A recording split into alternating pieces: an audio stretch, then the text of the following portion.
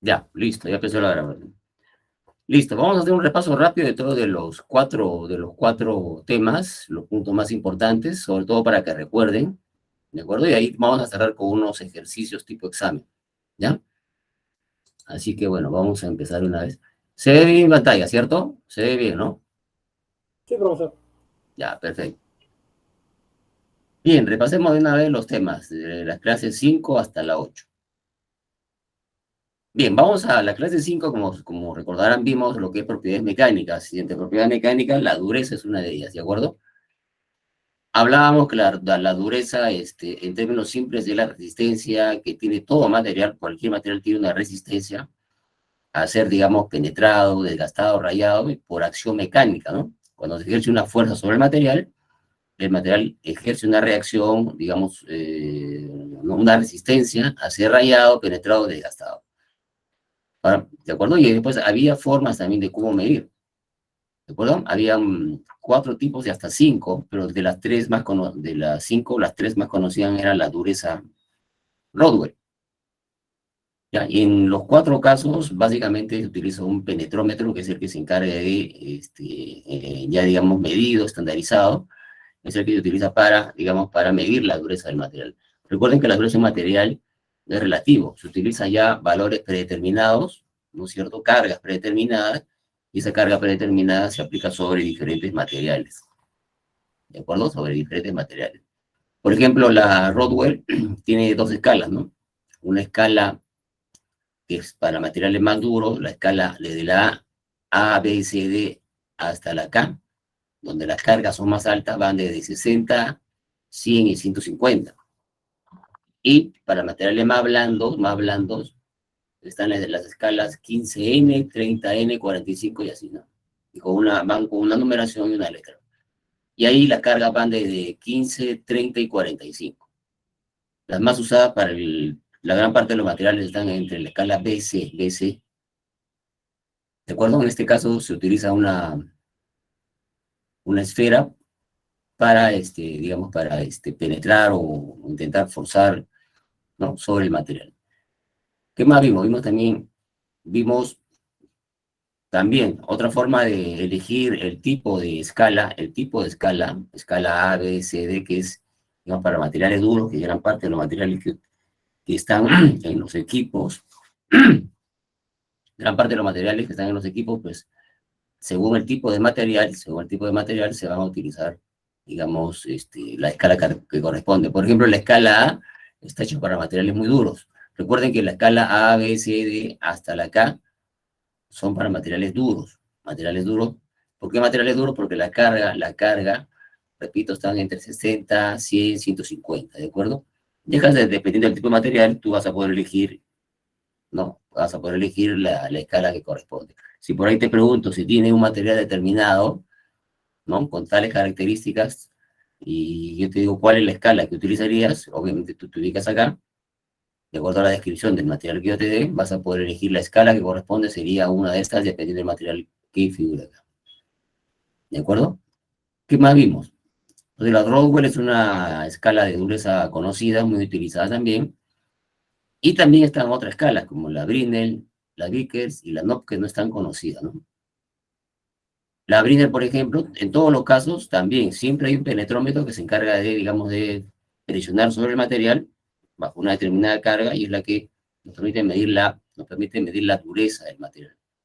En la Brinell, por ejemplo, hay una fórmula, ¿no? La Brinell también utiliza digamos, la punta, que es la que presiona sobre el material, es una punta de, digamos, una esfera, ¿no? Está hecho de acero con alta dureza y carbono, ¿no? El material que se utiliza como penetrómetro es un material más duro que el material sobre el cual tú vas a trabajar. Eso es nada importante, ¿ya? El penetrómetro o la punta que se utiliza para penetrar el material tiene que ser una dureza mayor que la del material mismo que se está probando. No puede ser al revés, ¿de acuerdo? Bueno, en caso de la dureza Brinell, esta es la fórmula, ¿no? Donde P es la carga ya estandarizada, estas cargas van desde 500 hasta 3000 kilos. D mayúscula es el diámetro de la esfera, y la D minúscula es el diámetro de la huella. Acá entonces podemos deducir que un diámetro pequeño de huella significa que una dureza más alta. Un diámetro pequeño significa una dureza más alta.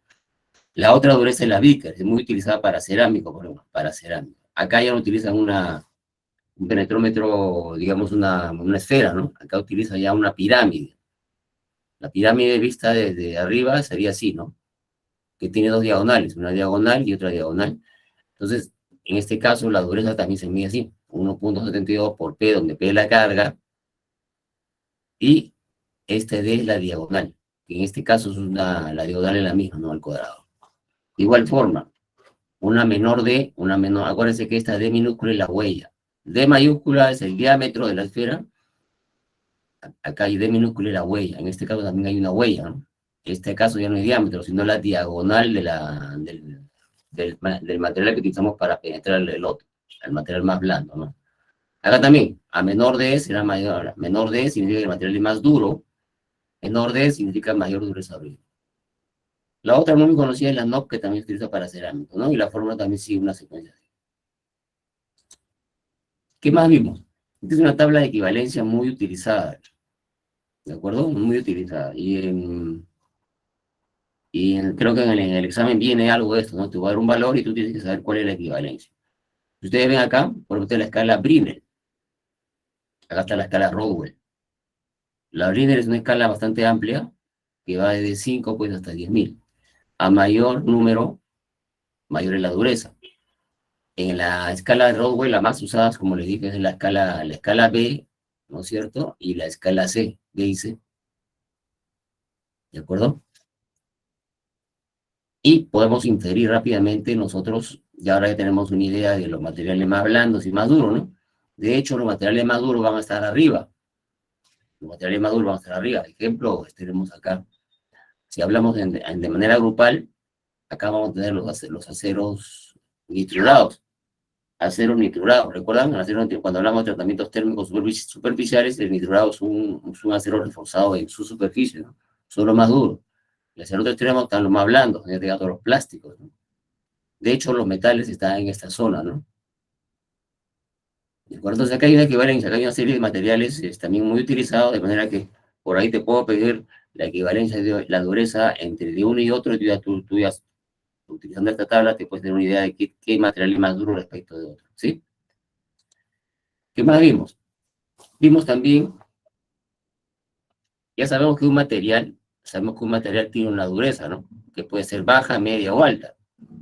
Pero también sabemos que esta dureza del material, que era la resistencia del material a ser, digamos, penetrado, rayado o desgastado, tiene una relación con relación a la deformación del material. ¿De acuerdo? Y lo podemos ver acá. Acá tenemos la curva de tensión y deformación. Tensión y deformación. ¿De acuerdo? Vamos a tener materiales, digamos, muy deformables. Esta es una curva que te dice que el material es muy deformable. En el otro extremo tengo una curva que es un material muy, pero muy duro, ¿no? Poco deformable. Entonces, ¿qué relación hay entre la deformación y la dureza? Un material muy, digamos, muy deformable significa que es un material muy blando. Es decir, su dureza baja. Repito, un material con una curva que tenga así, significa que el material es muy deformable, por tanto, su dureza es bien baja. Entonces, acá hay relación inversa, ¿ya? Mayor deformación significa un material, digamos, con baja dureza. Un material digamos, un material muy duro tiene esta curva. En otras palabras, si por ahí te pregunto, un material con baja deformación tendrá una curva así. Un material con baja deformación, la dureza es mayor. Es inverso, ¿no? Mayor dureza, menor deformación. Menor dureza, mayor deformación. Es inversa la relación, ¿de acuerdo? ¿Qué más vimos? Bueno, cuando hablábamos también de propiedades eléctricas, hablamos, ¿no es cierto?, del comportamiento que sirven los electrones dentro del material. ¿De acuerdo? Ya hemos visto que hay materiales como el caso de los metales, donde los electrones se mueven, de manera que tiene propiedades eléctricas naturales, ¿no? Pero hay otros materiales, como el caso de los plásticos, ¿no es cierto? Los polímeros, perdón, y los cerámicos, en donde los electrones no se mueven libremente, ¿no? Entonces, habrá materiales que tengan una alta conductividad, buena, alta propiedades eléctricas, y hay otros materiales que tengan bajas propiedades eléctricas. ¿De acuerdo? Acá hay algunos parámetros que se deben utilizar cuando hablamos de propiedades eléctricas. Sabemos ya que los electrones que se mueven dentro de un material, como el caso de los metales, se mueven por grupos, no se mueven de uno en uno, sino por grupos. Esta cantidad de electrones, que es 6.24 por 10 a las 18 electrones, corresponde a un coulomb. ¿De acuerdo? Este señor fue el que descubrió la forma en que, en que los electrones se van moviendo a lo largo del material, ¿no? Ahora bien, este coulomb se moverá por segundo. Entonces, el número de Coulomb por cada segundo es lo que llamamos intensidad. Y a esto, Coulomb sobre segundo es lo que llamamos amperios. ¿De acuerdo? Pero también sabemos que un Coulomb lleva energía. Cuando un Coulomb se traslada de un lado a otro, y traslada energía. Entonces, el número de joules de energía por cada Coulomb es lo que llamamos volt. ¿De acuerdo? Es lo que llamamos el voltaje, o voltio, ¿no? Otro dato importante es también la potencia. La potencia es el producto de voltaje con intensidad de corriente. Y la potencia se mide en joules sobre segundo, la cantidad de energía por segundo que se va trasladando de un extremo a otro, ¿no? A este dato de joules por segundo lo que llamamos watts. Un joules por segundo es un watt. ¿De acuerdo? ¿Qué más vimos en la parte? Vimos también la ley de Ohm. La ley de Ohm, él descubrió que los electrones dentro de un material, ¿no es cierto? Él descubrió que el voltaje en la intensidad, ¿no es cierto? Es un valor constante. Ese valor constante llamó R. R es resistencia. Y este es un valor propio de cada material. Es un valor que depende de la temperatura. Mayor temperatura, mayor valor de R. Mayor temperatura, mayor valor de R. A esto es lo que llamó resistencia. ¿De acuerdo? Resistencia. La resistencia se mide en ohms. ¿Y qué es un ohms? Un ohm es un voltio sobre amperio. Un voltio sobre amperio. ¿De acuerdo? En términos simples, la resistencia de un material es, digamos, es la oposición que tiene todo material al paso del electrón. Hay materiales que tienen una resistencia muy, pero muy baja. ¿Quiénes son? Los metales. Hay materiales que tienen una alta resistencia. ¿Quiénes son? Los polímeros y los cerámicos. ¿Sí? ¿Qué más vimos? Vimos la otra propiedad que era la resistividad eléctrica. Este es un dato importante porque ya incorpora a la resistencia. Esta es la resistividad, por si acaso. Este es el ρ, resistencia del material por el área y entre la longitud. Ya incorpora la resistividad, incorpora dos datos importantes, ¿no? Que son el área del material y la longitud. Este es un valor más importante que la resistencia porque ya incorpora datos de diseño, ¿no? Inclusive para elegir material en función al área de la longitud, tú eliges un material. Lo opuesto a la resistividad es lo que llamamos conductividad. Por tanto, mayor resistividad, menor conductividad. Normalmente, si tú quieres que un material, los electrones fluyan con más facilidad, tú entonces tendrás que tener alta conductividad. ¿De acuerdo? Si es alta conductividad, en un metal, la conductividad es alta, pero su resistividad es baja. ¿De acuerdo? Vimos también que la resistividad, que es un dato más importante, porque incorpora área y longitud, ¿no es cierto? Es directamente proporcional a la temperatura y a la deformación. Es decir, a mayor temperatura significará digamos, mayor dilatación. Entonces, mayor temperatura, mayor dilatación, y en consecuencia la resistividad aumenta. A mayor temperatura significará mayor dilatación, y eso significa que la resistividad aumenta. En consecuencia, si tú vas de una zona que está a 20 grados centígrados y ese mismo material con esas mismas dimensiones lo llevas a una zona muy caliente como Suiana, de hecho la temperatura es mayor, la dilatación será mayor, entonces la resistividad en Sullana es mucho mayor que la resistencia en Lima. ¿De acuerdo? Esto también lo podemos aplicar, por ejemplo, si un material está trabajando a temperatura ambiente, digamos de 20, y en la misma zona de la planta, ese mismo material va a trabajar cerca de un horno. Como el horno está más caliente, el borde, digamos, el área circundante al horno estará más caliente, entonces la resistividad del material será mayor en esa zona caliente. Eso es lo que te quiero decir. De igual forma, si la resistividad sigue esta forma, la resistencia también sigue esta forma. Recordar que el alfa es el coeficiente de dilatación. ¿Qué es dilatación? Es el cambio en las dimensiones, ¿no es cierto? Cuando un material se calienta, el material, digamos, se hincha, en términos simples se hincha, sus dimensiones aumentan. Entonces, la dilatación sería el incremento de su longitud respecto de su longitud inicial entre el incremento de la temperatura. A esto es lo que llamamos dilatación. ¿De acuerdo? Esta dilatación es la misma en los tres X, X, Y o Z. X, Y o Z en las tres direcciones de la misma. ¿Ya? ¿Qué más vimos? Vimos también algunos, digamos, esta es, digamos, una escala de conductividades, que es el opuesto de resistividad. De hecho, mientras más arriba estamos, el material es más conductor. Obviamente, ¿quiénes están en este grupo? Van a estar los metales, ¿no? Los metales, ¿no es cierto?, por naturaleza, son conductores, ¿de acuerdo? En el otro extremo, ¿quiénes están? Obviamente, estarán los cerámicos, acuérdense que hay un enlace iónico, y los polímeros, donde hay enlace covalente. Entonces, ahí los electrones no se mueven libremente. Por esa razón, están hacia el otro extremo. Como los electrones no se mueven libremente, estos materiales se llaman aislantes. Y naturalmente, en la zona intermedia entre un conductor y un aislante estarán los semiconductores, ¿no? Silicio fósforo, silicio boro, ¿recuerdan? Ahí está. Entonces, si quisiéramos saber la conductividad es la facilidad con que los electrones se mueven, ¿no? La resistencia es la oposición al flujo de electrones, la conductividad es la rapidez o facilidad con que los electrones se mueven sobre el material. ¿De acuerdo? Entonces, podemos verlo así, tomando en cuenta este concepto de conductividad, que es lo opuesto de resistividad.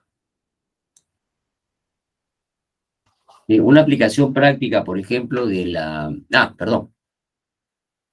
Hablemos ahora del calor específico. Calor específico. El calor específico viene a ser la cantidad de calor que requiere una unidad de masa para incrementar su temperatura en 1 grado Kelvin o en 1 grado centígrado. Esa es la definición. ¿De acuerdo? Recuerdan que vimos grupos de metales, ¿no es cierto? Acá están los metales y acá están las conductividades eléctricas. ¿Ven? Acá ven joules por cada kilo y por cada grado Kelvin.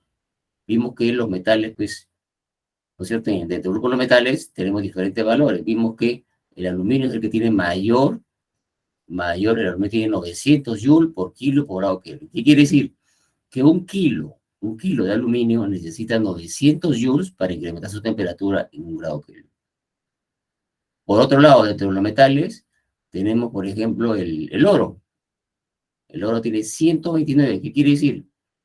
Que el oro necesita 129 joules, ¿no? Para incrementar en 1 kilo, incrementar su temperatura en un grado Kelvin. En otras palabras, esto quiere decir que el aluminio necesita más calor, más energía que el oro. Y esta es una propiedad importante porque nos permite elegir materiales también, teniendo en cuenta el criterio, ¿no? También vimos dentro de los cerámicos vimos también que hay materiales como el caso de este óxido de aluminio que tiene 160 y digamos, óxido de magnesio que tiene 456. El criterio es el mismo. El óxido de magnesio que tiene 457 significa que tiene requerirá de mayor energía, 1 kilo, requerirá de mayor energía, ¿no es cierto? Requerirá mayor energía con relación al hidróxido de aluminio. ¿De acuerdo? Vimos también que el calor específico aumenta con la temperatura, es decir, a mayor temperatura, mayor calor específico. Estos datos de calores específicos que vemos acá están medidos a 20 grados centígrados. Si a 20 grados centígrados el aluminio tiene este calor específico, quiere decir que, digamos, a 30 o 40, su valor va a ser mayor. Ya no será 900, sino mucho mayor, no algo mayor. ¿Está claro? ¿Hasta acá vamos bien? ¿Está claro? Sí, creo que sí, vamos todos bien. Perfecto. Sigamos. Tomen en cuenta mucho los conceptos porque mucho de eso se aplica, ¿ya? Bien, después hablamos también, recuerdan, hablamos si hay calor, habrá dilatación térmica, ¿no? Si un material recibe calor, habrá dilatación térmica, sus dimensiones aumentan, ¿no? Entonces, se define digamos, el coeficiente de dilatación lineal o dilatación. Decía que es el incremento de la longitud en cualquier longitud, X, Y o Z, ¿no? Respecto de su longitud inicial y respecto del cambio de temperatura. A este concepto lo que llamamos dilatación. ¿De acuerdo? Y las unidades no tienen unidades, ¿no? Bueno, sí tienen unidades. Unidades arriba son longitud y grados centígrados. Por eso que sus unidades son estas, ¿no? Si hablamos de dilatación térmica de los materiales, comparando unas con otras, vamos a darnos cuenta que, por ejemplo, acá tengo el alfa, que es la dilatación térmica, milímetros sobre milímetros, grados centígrados, ¿no? A 27 grados centígrados. Por ejemplo, acá tengo diferentes metales, ¿no? Vemos que el metal que menos se dilata es el wolframio, 4.5, mientras que el aluminio es el que más se dilata, ¿eh? Y eso va en relación indirecta con su dureza. Un material más blando tiene una dilatación normalmente mayor. Repito, un material más blando, con baja dureza, un material más blando significa que tiene baja dureza, normalmente su dilatación es mayor. ¿De acuerdo? Y tiene sentido, porque una cerámica no es un material muy compacto, ¿no es cierto? Su dureza es muy alta, pero su dilatación es casi nula, ¿eh? Inclusive acá no aparece, ¿eh? Acá debería aparecer la dureza, perdón, el alfa de estos cerámicos, y no aparece. Entonces, hay relación, ¿de acuerdo? Muy duro, un material muy duro, es muy compacto, entonces su dilatación será casi nula. Un material más blando, de acuerdo a un material más blando, se dilata mucho más. ¿Me sigue? ¿Me sigue acá con este concepto? ¿Sí? ¿Puede repetir nuevamente? Disculpe, profesor. Y claro que sí. Un material duro es un material muy compacto, muy cerrado. Si es muy cerrado, muy compacto, su dilatación es muy baja. Ejemplo, los cerámicos. Los cerámicos son muy compactos, muy duros. Esos materiales no se dilatan así nomás, su dilatación es muy baja. ¿De acuerdo? Por esa razón que los cerámicos se utilizan mucho en hornos. Como no se hinchan, por el calor no lo dilata, se utiliza mucho en los hornos. ¿De acuerdo? Entonces, el concepto es el siguiente. Un material muy duro significa que es un material muy compacto. Y es un material muy compacto, su dilatación es muy, pero muy baja. ¿Me siguen? Ahora sí. Sí, gracias. Muy bien. En los polímeros, miren, en los polímeros sucede lo contrario. Es un material bastante blando. Por esa razón que miren su dilatación. Es valores muy altos, se dilata muy rápidamente. Entonces, un polímero es un material, normalmente es blando. Si es blando, se dilata mucho. Entonces, un material más blando será un material más dilatable. Un material más duro será un material con muy baja dilatación. ¿De acuerdo? ¿Qué más vimos? A ver. Vimos también la conductividad térmica. La conductividad térmica es una propiedad también de cada material, es propio de cada material. ¿De acuerdo? Por ejemplo, mencionamos si este es un material que está a una temperatura T2, ¿de acuerdo? Y lo ponemos en un ambiente que está a una temperatura T1. Si T1 es mayor que T2, el flujo de calor va a ir en dirección de izquierda a derecha, de izquierda a derecha. Y ahí aparece la primera ley, bueno, mejor dicho, la ley de Fourier. Fourier dice que la velocidad con que el calor se transfiere, medido en joules por segundo y por metro de área transversal, es igual a una constante llamada K, ¿no? Por digamos, la diferencia de temperatura entre la longitud. Eso fue lo que él descubrió. ¿De acuerdo? Pero esta ley funciona siempre y cuando la temperatura del material, no la temperatura T2 del material y la T1 mantienen sus valores. Normalmente en la realidad hay fluctuación, ¿no es cierto? Pero él en este concepto pues considera que no hay fluctuación acá en las temperaturas. Se mantiene prácticamente en ese rango, ¿no? Con estos valores. Entonces Fourier dijo que la velocidad con que el calor se transfiere de un lado de alta temperatura a baja temperatura a través de esta área de acá, llamada A, ¿no es cierto? Definida como la cantidad de joules por segundo y por metro de área cuadrada es igual a un valor, a un factor llamado conductividad térmica por el grado de temperatura entre X. ¿Qué quiere hacer? La longitud. ¿De acuerdo? Entonces, a este valor es lo que llamó conductividad térmica. Y esta es una propiedad de cada material. Las unidades de la conductividad térmica son joules por segundo. Vemos también que es un flujo, ¿no? La cantidad de joules que circulan por segundo. Este es un dato de tabla. Este es un dato. Todos los materiales tienen en la tabla de propiedades de los materiales vamos a encontrar el valor de K. Siempre. ¿De acuerdo? Este es un dato de tabla. Entonces yo puedo saber el flujo de calor, la cantidad de joules que circulan, yo lo puedo inferir a partir de este dato acá.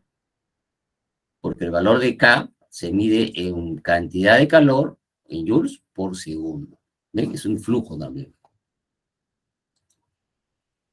Pero revisemos rápidamente los materiales, los grupos de materiales. Tenemos los metales, los cerámicos y los polímeros, ¿no es cierto?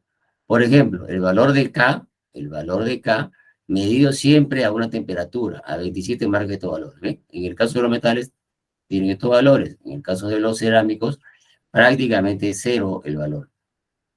¿Eso qué quiere decir? Que el material, ¿por qué es casi cero? Porque el material, un cerámico, recibe calor y la retiene, no la traslada. Entonces, cuando un material recibe calor y la retiene, significa que su valor de K es bien bajo. ¿De acuerdo? Casi cero.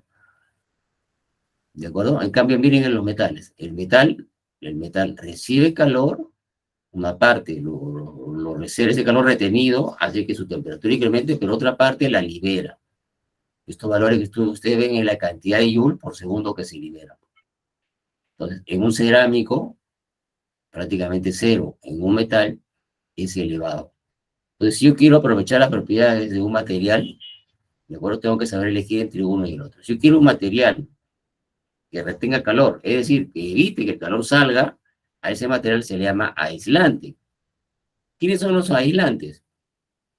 Tenemos a los cerámicos. En segundo lugar, ¿quiénes están? Si ustedes se dan cuenta, los plásticos, los polímeros. 0,17, 0,52, 0,33. Valores muy bajos, ¿eh? Mientras que los metales tienen un valor más alto, ¿no? Porque estos materiales reciben calor y lo empiezan a difundir a través de su superficie, ¿no? ¿Está claro? Esto es importante que lo tengan muy en cuenta porque esto sí te va a preguntar en tu examen parcial está, ¿ya? Te voy a preguntar de acuerdo a lo que se necesita. ¿De acuerdo? Por ejemplo, a ver, una pregunta así rápida.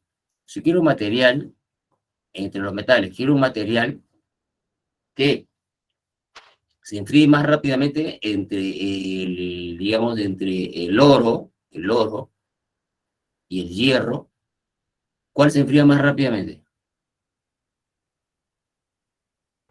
El hierro. ¿El, el hierro o el oro? El oro. El oro. Ah, El oro. ¿Por qué el oro? Porque el oro tiene 315, el hierro tiene 80.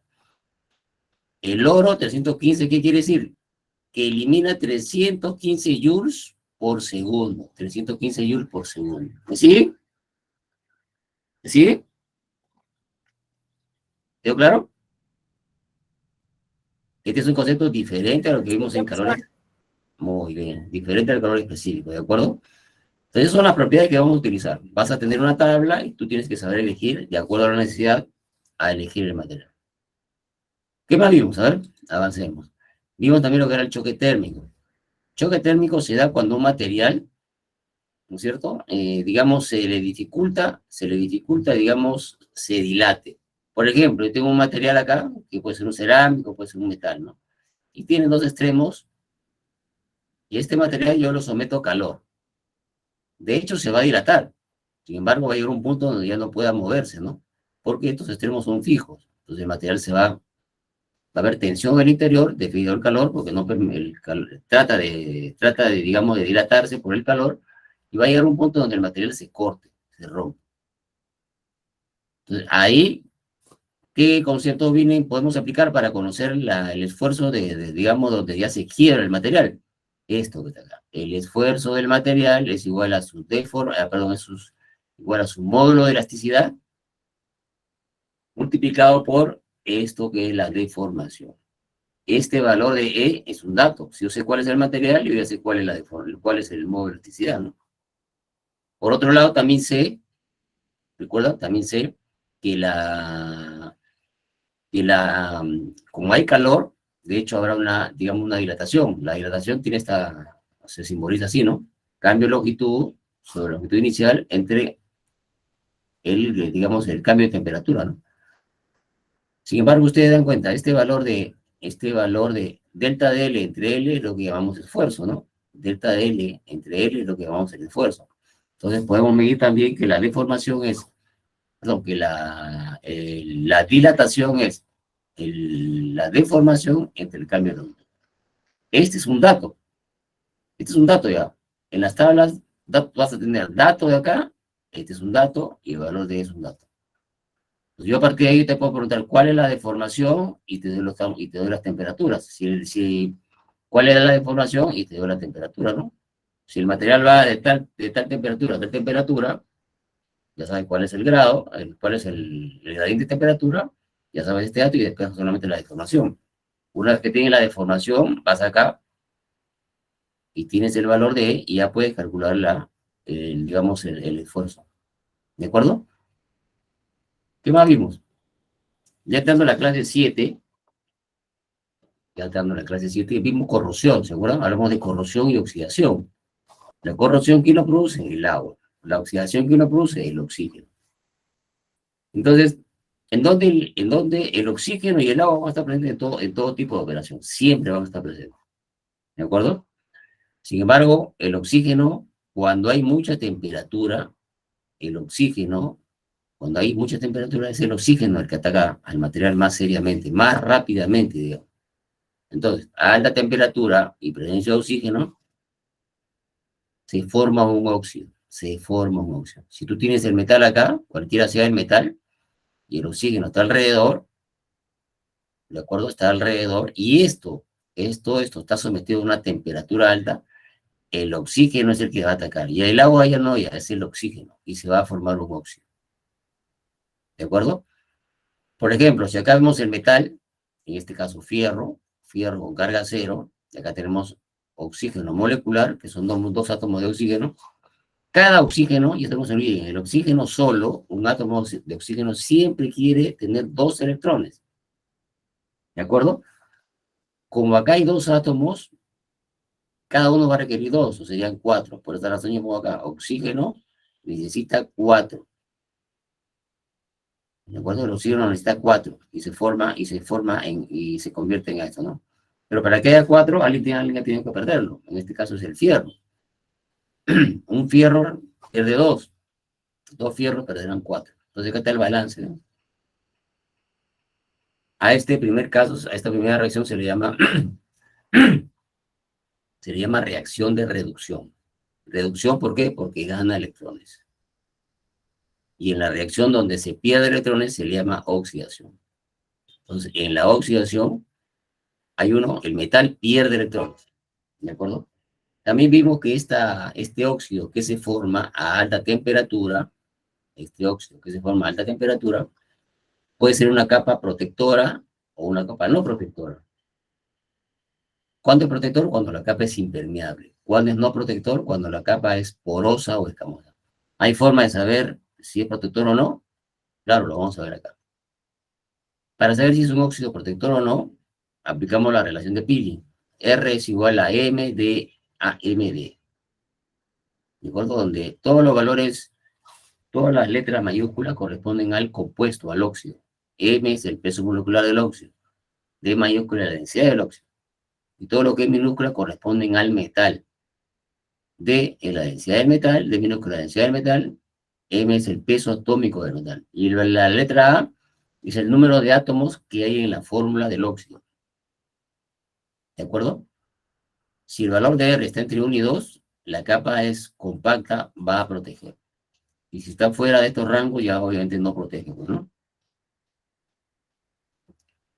¿Qué más vimos? Esta capa de óxido, este espesor de óxido, óxido metálico formado, es importante medirla, claro que sí, para efectos de diseño se necesita saber más o menos, o de duración de un material, necesitamos saber cuánto el espesor de la capa, porque de acuerdo a esto, tú vas a elegir un espesor, ¿no? Entonces, hay dos formas de que digamos, hay diferentes formas de calcular el espesor.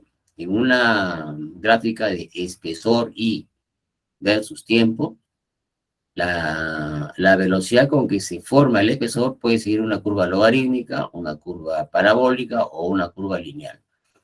Los casos más comunes están acá, entre lineal y parabólica. Y siguen esta fórmula, ¿de acuerdo? ¿De acuerdo? Entonces, hasta acá, ¿qué más vimos? Ah, sigamos.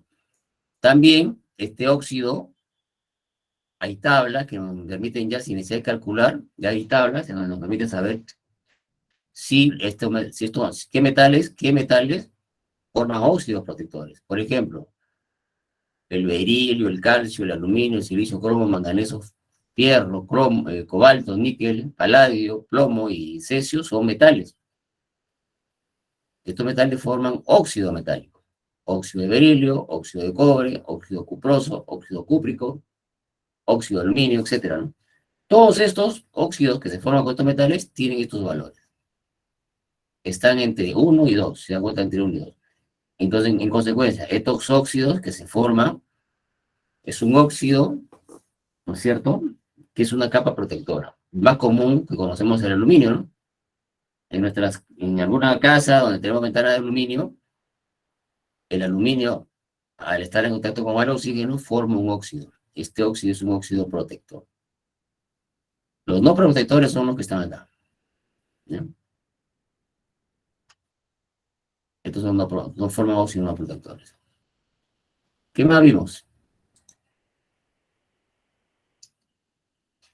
Vimos también la corrosión y la degradación de materiales. Vimos el caso de cuando hay dos metales iguales, ¿no?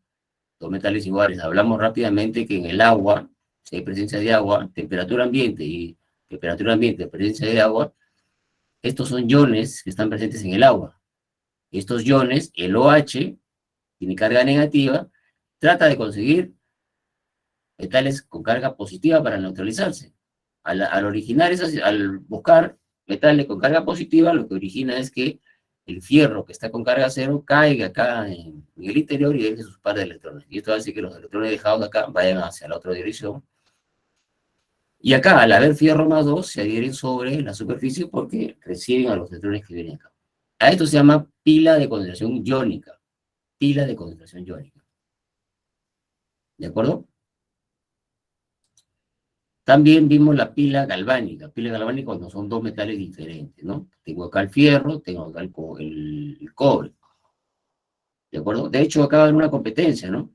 Acá el cobre, debido al agua, se va a convertir en cobre más 2. El fierro, debido al agua o al OH, se va a convertir en fierro más 2. Pero acá va a predominar una de ellas. ¿De acuerdo? Va a predominar una. En este caso predomina la del fierro. El fierro se convierte en fierro más 2, deja sus electrones acá, los electrones se mueven por esta línea, bajan por acá los electrones, y el cobre más 2, que está acá, recibe los electrones y se adhiere sobre la superficie, formando una capa de cobre, formándose una capa acá. A este par Fierro-cobre se le dice pila galvánica. Pila galvánica. ¿De acuerdo? Entonces, el metal en donde se pierden electrones se le llama ánodo. El metal donde se pierden electrones se le llama ánodo y el otro se le llama cátodo. ¿De acuerdo? Ahora, ¿cómo saber qué predomina? Justamente se acuerda mismo la tabla. Esa tabla. La tabla nos ayuda a decir qué es lo que predomina. Recuerden, si yo elijo, por ejemplo, el plomo. El plomo. ¿De acuerdo? Al estar con un metal que está más abajo, el que está más abajo se oxida. Por ejemplo, tengo plomo y tengo fierro. Plomo, PB y fierro. Si estos dos materiales están en presencia de agua, el fierro es el que se va a oxidar. El fierro pierde electrones. ¿De acuerdo? Fierro pierde electrones. En el caso anterior vimos el cobre, ¿eh? ¿Recuerdan el cobre? En la gráfica vimos el cobre y vimos el fierro. En este caso el fierro, la reacción del fierro predomina más. Entonces el fierro se oxida y el cobre se protege. Entonces esta tabla no se olvide. Si por ahí te doy un ejercicio y te pongo dos pares, un par galvánico, tú tienes que saber cuál se oxida y cuál no se oxida. Tú tienes que saber, por ejemplo, el fierro, si tú quieres proteger al fierro, no lo puedes mezclar con ninguno de arriba. Tienes que, digamos, que tener otro material con los de abajo. Por esa razón que el fierro siempre se mezcla con cromo, fierro con cromo, para producir acero inoxidable. El acero inoxidable contiene fierro con carbono y se le añade cromo. El cromo se le añade al fierro, de esta forma que el cromo se oxida, ¿no es cierto? Y se protege el cobre. ¿Me siguen hasta acá? ¿Vamos bien hasta acá?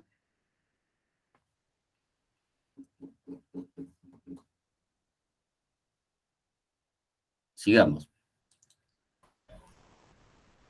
¿Preguntas? Bien, chicos, sigamos. Bien, sigamos.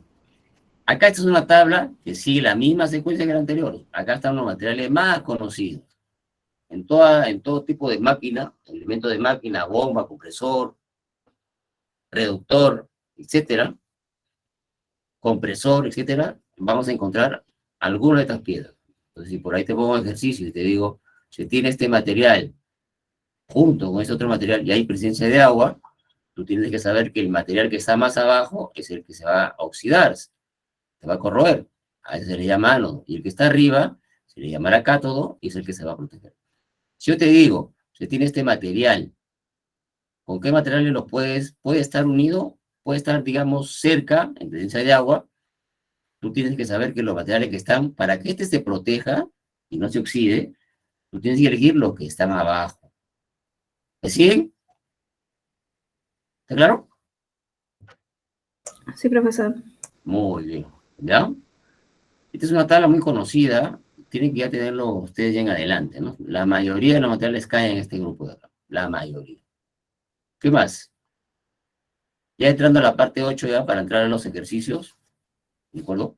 Hablamos de los tratamientos térmicos. El tratamiento térmico, ¿de acuerdo? Hay dos tipos, ¿no? El primero es tratamiento térmico, donde se produce tratamiento térmico simple, digamos así, donde se produce un cambio físico, porque el material solamente lo que hace es calentarlo, lo calientas gradualmente, llegas a una temperatura, lo mantienes un tiempo ahí, y después lo enfrías a diferentes velocidades. Para cada velocidad generará un tipo de material con unas determinadas características mecánicas. ¿De acuerdo? Ese es el tratamiento térmico simple. Pero también vimos tratamientos termoquímicos, en donde solamente la superficie se endurece. ¿Por qué se hace? A ver, yo te puedo preguntar en el examen, creo que hay una pregunta así. Se tiene un acero con una cantidad de carbono determinado, ¿ya? Acuérdense que mientras más carbono tiene el material, más carbono tenga el fierro, el material es más duro, ¿no? Pero también es más frágil, ¿no? Yo te puedo preguntar por ahí, se tiene un material que tiene una cantidad determinada de carbono. ¿De acuerdo? Yo te puedo preguntar, necesito endurecer el material sin que sin que aumente su fragilidad. Y ahí te pongo, ¿qué tratamiento le darás al material?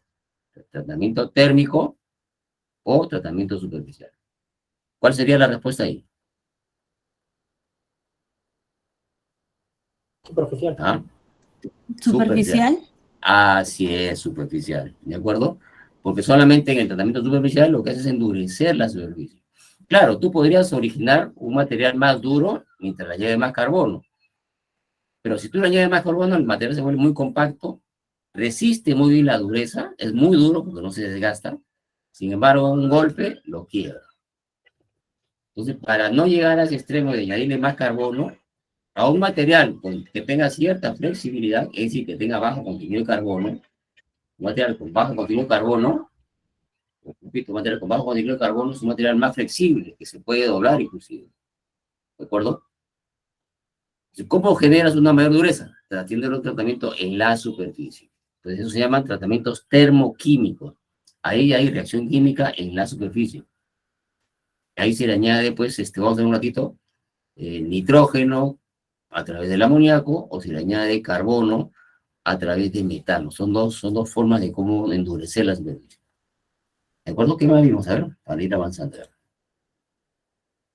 ¿Ven? El tratamiento térmico simple significa calentar, después mantener la temperatura y luego enfriar. Acá está el secreto en el enfriamiento. Tú enfrías rápidamente a velocidad media o a baja velocidad. ¿De acuerdo? Básicamente los tratamientos térmicos es un cambio físico, ¿no? No hay un cambio químico. ¿De acuerdo? Acá están los tres tipos de velocidades.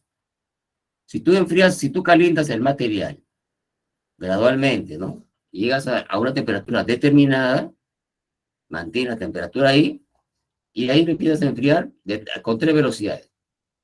Lo puedes enfriar dentro del horno, es decir, el material ya está caliente, lo dejas en el horno, apagas el horno, y el horno se va a enfriar muy lentamente. Entonces la velocidad de enfriamiento dentro del horno es muy lenta. La otra forma es que sacas la pieza ya calentada, la sacas, la pones al aire y ahí la dejas que se enfríe. Ahí la velocidad es una velocidad media. La otra forma de sacas la pieza y la metes de frente a agua, aceite o una mezcla de agua con sal. Ahí el enfriamiento es muy violento, muy rápido. ¿De acuerdo? Entonces, cuando es agua con aceite se le llama templado. Ahorita lo vamos a ver.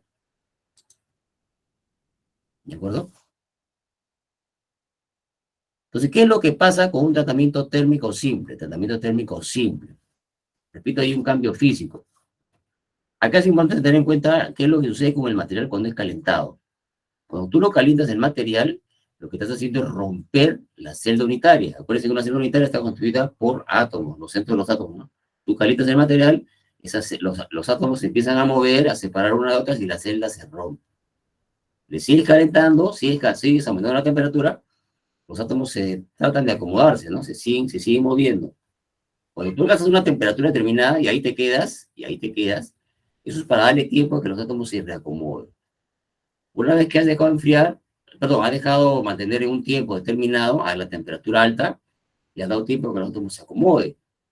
Ahí viene el secreto. Lo enfrías rápidamente, metiéndolo en agua, a velocidad media, dejándolo enfriar en el aire, o a velocidad más lenta, dejándolo enfriar dentro del horno. Ahí está el secreto de lo que origina un material generando cambios en sus propiedades, mecánicas, ¿no? A ese proceso, en que cuando tú lo enfrías, se le llama recristalización. ¿Por qué? Porque estás volviendo a cristalizar, estás volviendo a armar las celdas nuevamente. Entonces, cuando tú calientas el material, rompes la cristalinidad. Cuando tú lo enfrías, ¿no es cierto? Los átomos se vuelven a agrupar y estás recristalizando otra vez. Por eso que cristalinidad significa elementos ordenados nuevamente, ¿no? Bien, acá tenemos tratamientos separados, ¿no? El tratamiento térmico simples, los más conocidos son el recocido, el temple, el revenido y el normalizado. Cada uno tendrá su propia velocidad de enfriamiento, ¿no? Y los tratamientos termoquímicos, que son tratamientos superficiales, son la cementación con carbono, la nitruración con nitrógeno, la cianuración con cianuro y la carbonitración, que es una mezcla de carbono con nitrógeno. Esto es superficial y aquí hay reacciones químicas. Acá es solamente calentamiento y enfriamiento con velocidades diferentes. Y este cuadro es importante que lo tengan muy en cuenta, ¿ya? Acá está la temperatura, y acá está el tiempo, ¿de acuerdo? Tú calientas el material gradualmente, ¿no? Cuando tú vas calentando el material, los átomos se rompen, la celda unitaria, ¿no? Se rompe, llega hasta esta temperatura, lo mantienes por un tiempo. Este espacio es para que los átomos se traten de reacomodar nuevamente, ¿no? Darle tiempo para que se reacomoden. Y que si se empiecen a formar, intenten formarse nuevas celdas. Cuando tú lo enfrías, tiene tres velocidades. Alta velocidad con agua, velocidad media con aire y velocidad baja en el horno apagado. Cuando tú enfrías, en estas tres etapas ahí recristaliza, ¿cómo se llama? Perdón, recristaliza, a ver, déjame ver, se me fue el nombre. Se recristaliza. Entonces, al momento de enfriar, se vuelven a formar las celdas. Eso se llama recristalizar. Se recristaliza rápidamente, a mediana velocidad y a baja velocidad. Estos materiales son muy duros. Este es el templado. Esta línea que estoy marcando es el templado. ¿Sí? Es el templado. Como es un material muy duro, usualmente se le da un siguiente proceso que se le llama el revenido. Esta es una línea de revenido. El revenido. Se calienta nuevamente, ya a una menor temperatura, y luego se enfría. ¿De acuerdo? Entonces, normalmente un templado viene como primera etapa y en una segunda etapa viene el revenido. ¿De acuerdo? ¿Qué más vimos? A ver. Bueno, vimos un poco del templado. El templado, acuérdense, el templado genera un material muy duro. El templado genera un material muy duro, pero es muy frágil. Por eso que después viene un revenido. ¿Ya? Esta es la etapa del revenido, como les decía. Igual, hay un calentamiento, se mantiene un tiempo y se enfría. La velocidad de enfriamiento es una velocidad media, que puede ser por aire o dentro del horno mismo, ¿no? Acá están algunos datos de temperatura para el revenido, ¿no? El recocido es esta etapa, ¿no? El recocido es esta etapa. ¿Qué más vimos? El normalizado. Este es el normalizado. Se utiliza mucho en materiales, digamos, para obtener materiales a través del laminado, ¿no? El laminado. Acá está la velocidad de enfriamiento. Este es el temple, que se logra con agua. El normalizado con aire. Normalizado con aire. El recocido, cuando el material está dentro del horno, se apaga el horno y dejamos que se enfríe solo, ¿no? Acá están los procesos radiotérmicos, ya tratamientos termoquímicos. Estos son tratamientos termoquímicos, ¿ya? La cementación, nituración y cianuración. Listo. Acá vamos a pasar unos 15 minutos para ver unos ejercicios tipo examen final. ¿Alguna pregunta hasta acá?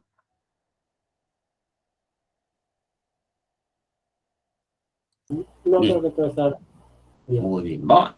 Un ejercicio típico, lo que te va bien así, ¿no? Te pongo un caso, ¿no?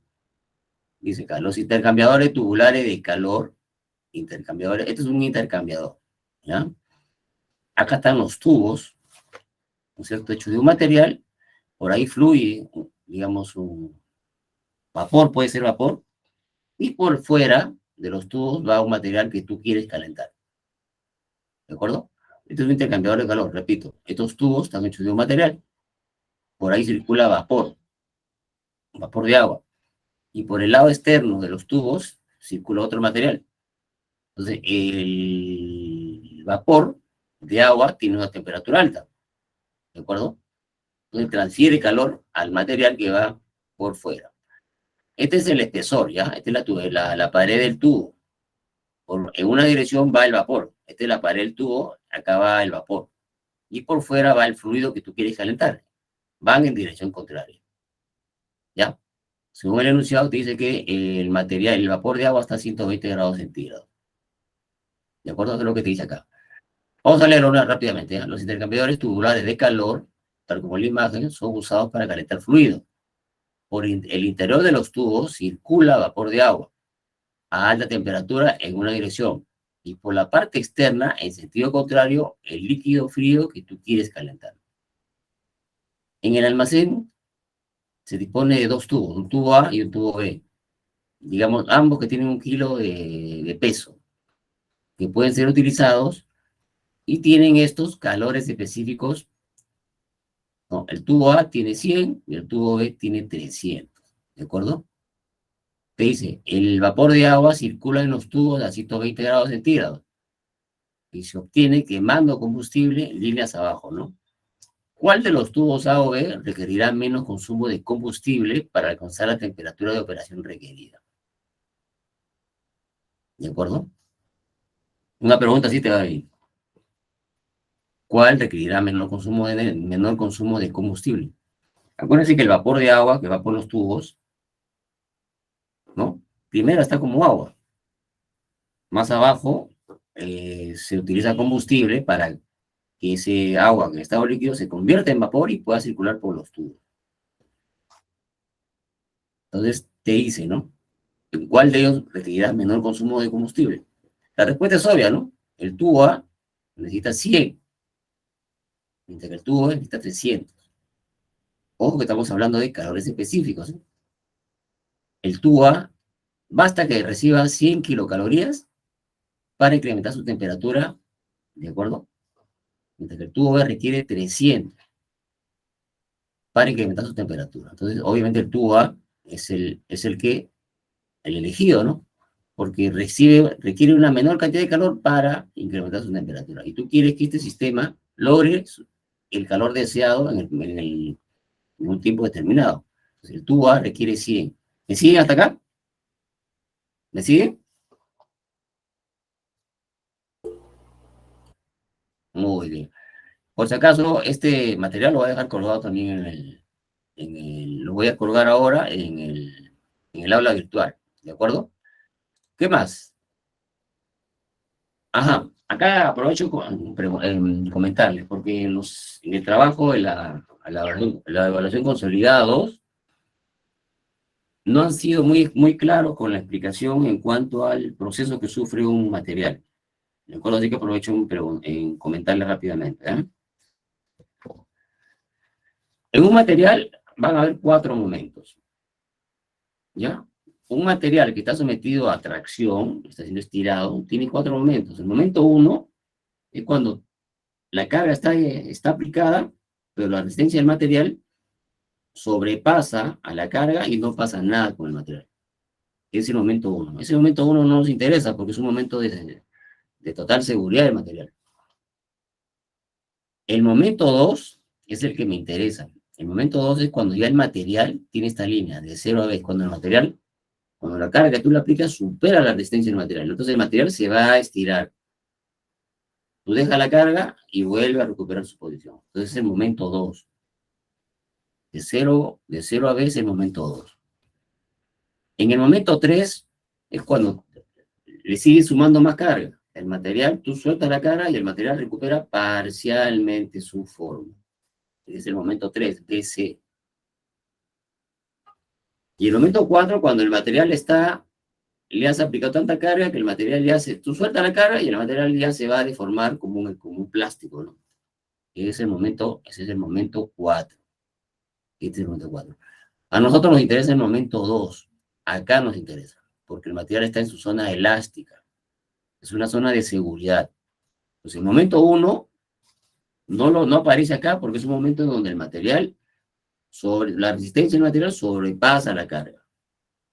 ¿Me interesa colocarlo, estudiarlo? No, porque la resistencia del material sobrepasa la carga que está aplicando.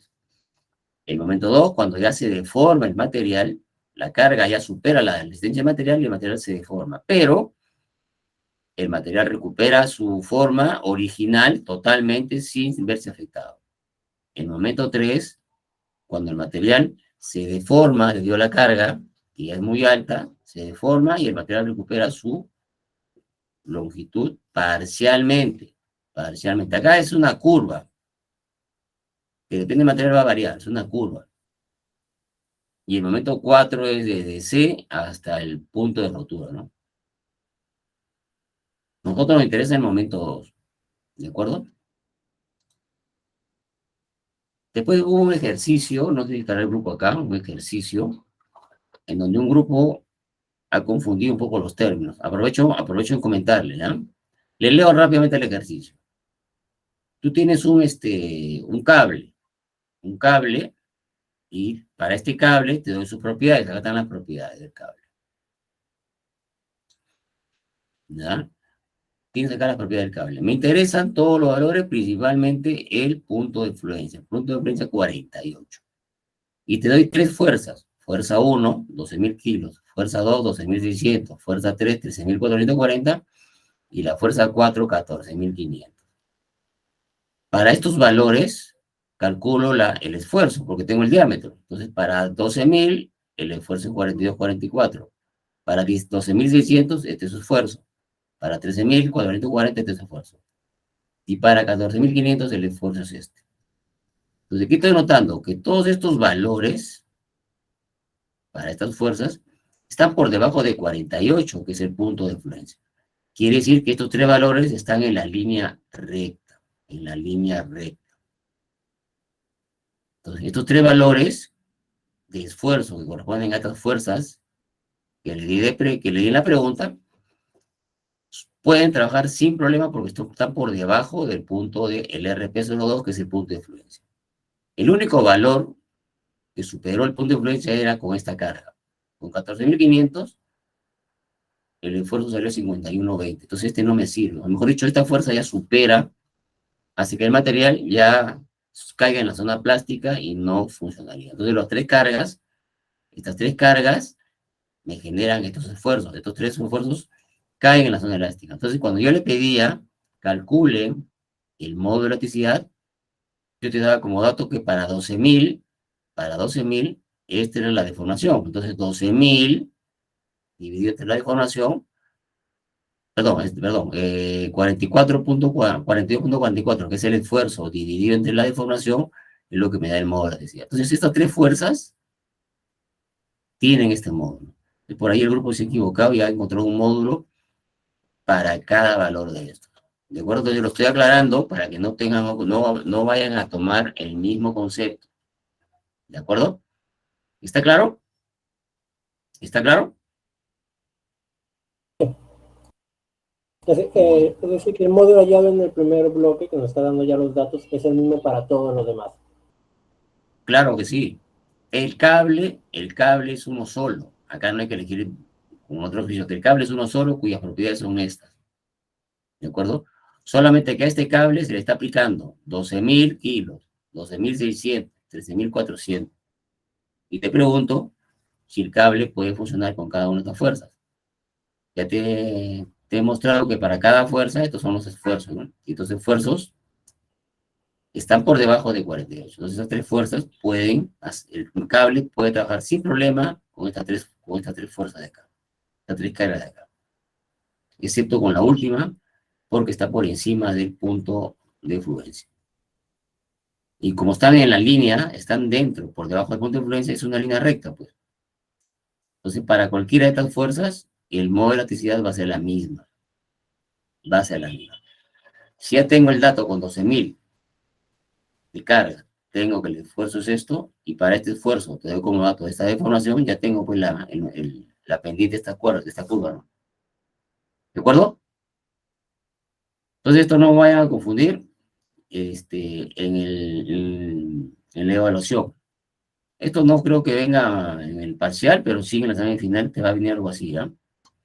También lo he colgado, por si acaso, en el aula virtual, lo he colgado acá, ¿ya? Para que puedan revisar. Bueno, ya se los enseño después.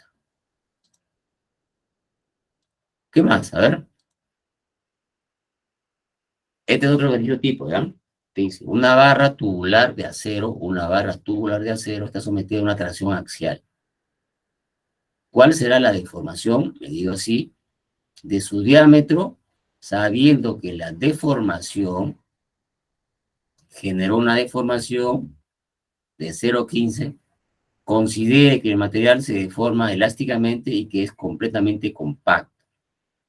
Dato, coeficiente de Poisson. ¿Ya? Vamos a verlo por acá.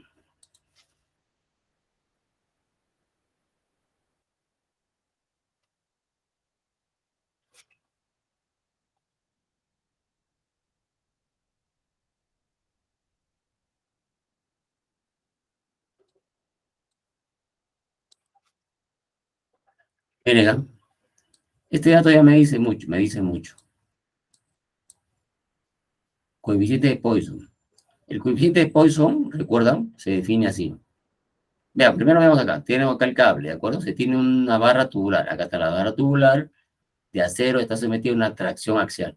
Axial significa eje, ¿ya? Acá está la fuerza, que está en el mismo eje, ¿no? Dentro del mismo eje.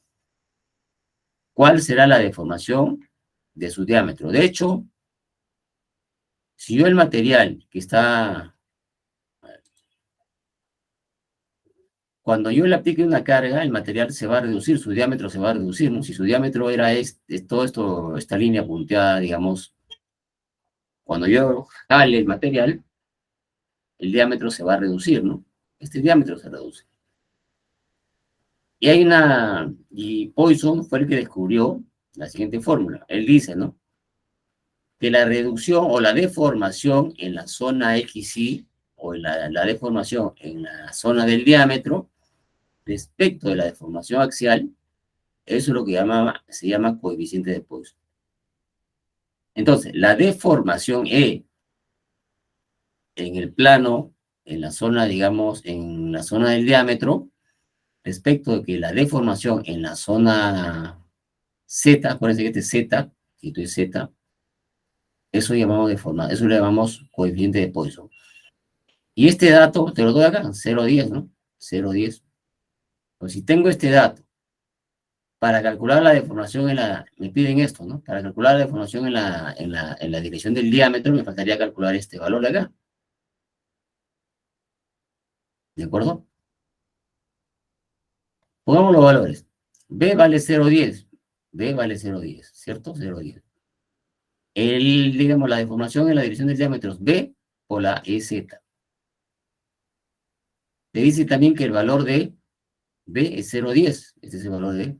¿Y la deformación en la dirección Z te lo dan? Sí, te lo dan. Dice acá.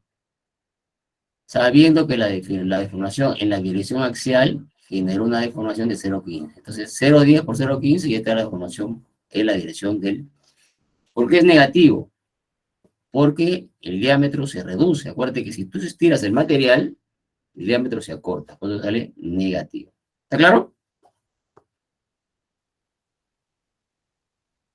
¿Está claro? Sí. Muy bien. Este dato de acá también se puede, este dato de acá es importante, ¿ya? Esta fórmula. El cambio en la dirección XY entre la deformación en la línea axial, eso es lo que ya se llama coeficiente de Poisson. ¿Ya? ¿Qué más? A ver.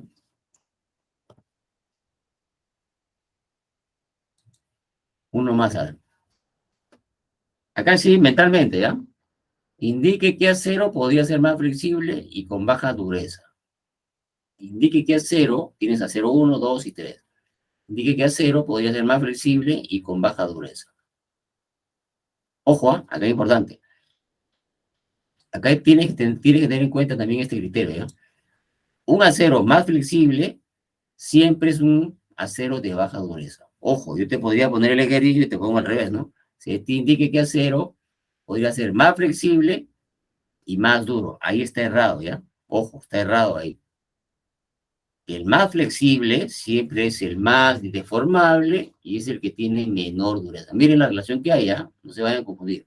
Yo puedo ponerte adrede, un juego de palabras acá, ¿no?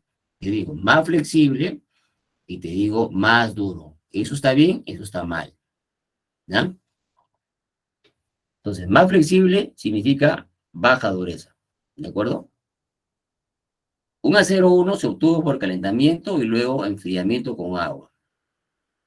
El acero 2 se obtuvo por calentamiento y luego enfriamiento en aire.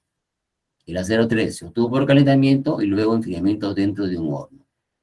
Luego de apagarse. ¿En cuál de ellos el material es más blando, digamos? A ver, creo que sería el acero 3, porque el polvo es más... Claro, puede ser así. Pero así disculpe, es. y la comparación entre el acero 2, porque casi es el mismo tiempo de, digamos, de espera para poder reordenar los átomos, como nos indicó. ¿O cuál es la gran diferencia entre el 2 y el tercero? Te escucho un poco entrecortado. Lo sé. No, lo que quería decir es, si el 3 es el más flexible y de baja dureza, el de 2 por estar al aire libre, es decir, su dureza es un poco mayor, es intermedia, se podría decir. Claro, claro, exactamente, Correcto. exactamente. Ya, ya te estoy poniendo un ejercicio donde tienes que aplicar criterio, ¿no? De hecho, ¿dónde la velocidad, en dónde se enfría más rápidamente? Acá, ¿no? ¿De acuerdo? El acero 1 se enfría más rápidamente. ¿Por qué? Porque se mete en agua. Si se enfría más rápidamente, este acero será bien duro. Acá está pidiendo baja dureza, entonces este no es. Digamos, acá la velocidad es alta. La velocidad en aire es una velocidad media, digamos, no intermedia. Y acá es una velocidad más lenta. ¿De acuerdo? Entonces el material más flexible, con baja dureza, ¿cuál vendría a ser? El elemento 3. ¿De acuerdo? El elemento 3. Esto no se preocupen, también lo voy a colgar en el aula virtual, en la zona, en la sección que corresponda. ¿Está claro? A ver, acá, otro ejercicio donde tú tienes que completar, ¿ya? Te dice, el revenido es un tratamiento térmico que normalmente se aplica después de hacer un templado.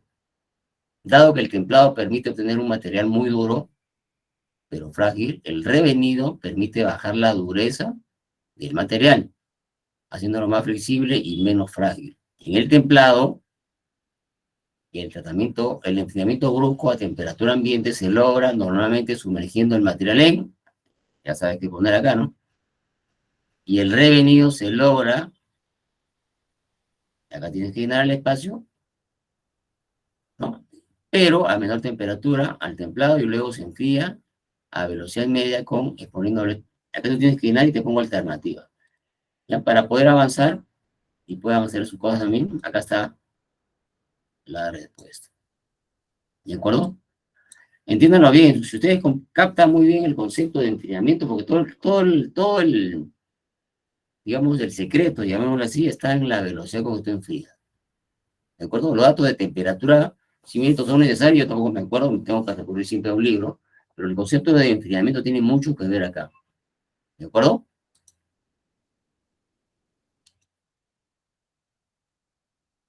Y acá también el criterio, ¿no? Miren, acá no tiene que hacer cálculos, solamente mental.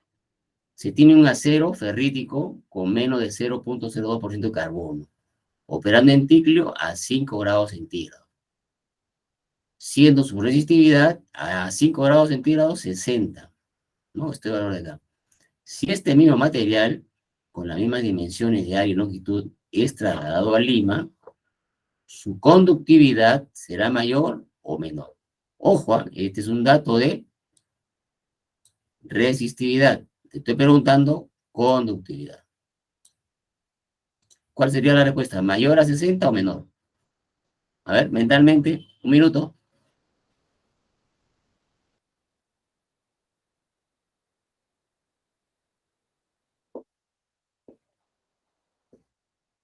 ¿No? A ver, dice menor. Vamos a verlo acá, ¿ya? Vamos a ver. ¿Recuerdan? La resistividad se mide así. A mayor temperatura, mayor la resistividad. Estamos yendo de Ticlo, que tiene 5, a Lima, que más o menos tiene 20, ¿no? De 5 a 20 está subiendo la temperatura. Habrá más temperatura y mayor dilatación, entonces la resistividad será mayor. ¿Pero qué te pide? ¿Resistividad o conductividad? Conductividad. Entonces la conductividad será menor.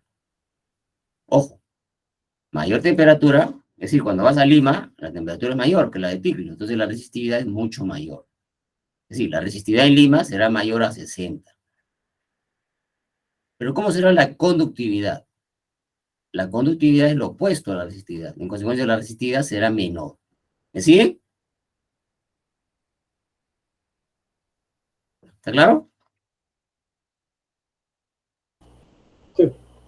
Ya está, muy bien. ¿Qué más? A ver, vamos a ir cerrándolo ya. Uno más, ¿ya? Se tiene un acero, el cual es sometido a tratamiento térmico para cambiar o mejorar sus propiedades mecánicas. Inicialmente calentado gradualmente en un horno hasta lograr una temperatura determinada. Dicha temperatura dependerá del porcentaje de carbono. Una vez lograda esa temperatura, se mantiene ahí por algún tiempo, luego es enfriado en salmuera. Salmuera es sal con agua, ¿ya? Hasta lograr la temperatura ambiente. Diga qué tratamiento térmico es, este tratamiento genera cambios químicos o físicos, en fin, todas las preguntas que están acá.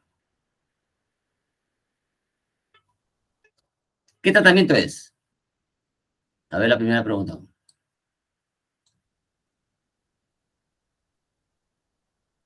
Temple. Ajá.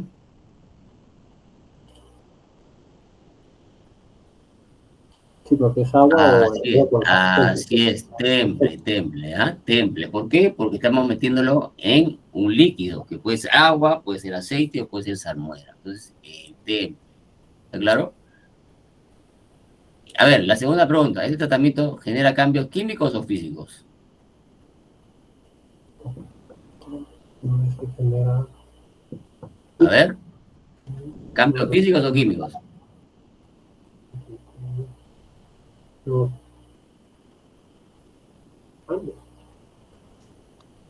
A ver, Más dureza.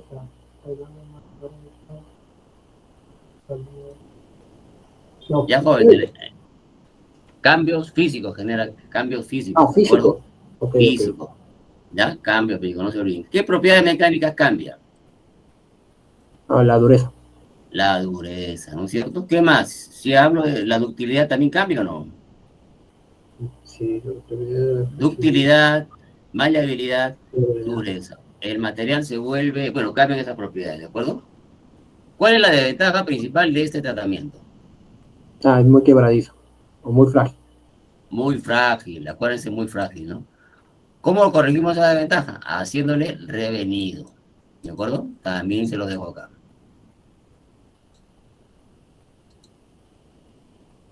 ¿De acuerdo? Y acá hay más ejercicios también que se los dejo como que los revisen. ¿De acuerdo? Así que jóvenes, nos quedamos acá. Estos ejercicios también tienen tienen la respuesta acá. Nada complicado, como se dan cuenta, así que el examen está como para que le saquen un 20. Algo así va a venir. ¿De acuerdo? Más bien, antes que me olvide, repasen, por favor, esta parte, si no me equivoco, hay un ejercicio, si no me equivoco, donde tienen que hacer el cálculo del espesor, ¿ya? Repasen eso. Espesor, correcto. ¿Alguna pregunta? No, por el momento, a repasar algunos. Ya, jóvenes, listo. Bueno, si no hay, entonces está la grabación, lo voy a colgar. Bueno, no creo que esté hoy día, mañana seguro en la tarde va a estar. Así que suerte. Nos vemos, por favor, traten de ser puntuales el día viernes, 7:30. Va a estar suficiente con 1 hora, van a ver que van a terminar en 1 hora. Pero bueno, yo lo voy a extender hasta 2 horas si fuera necesario, ¿sí? Así que si no hay preguntas, nos vemos el viernes, 7:30, por favor. ¿Ya? Muchas gracias, profesor. Bien, cuídense, Gracias, nos vemos. profesor. Ya, hasta luego, nos vemos.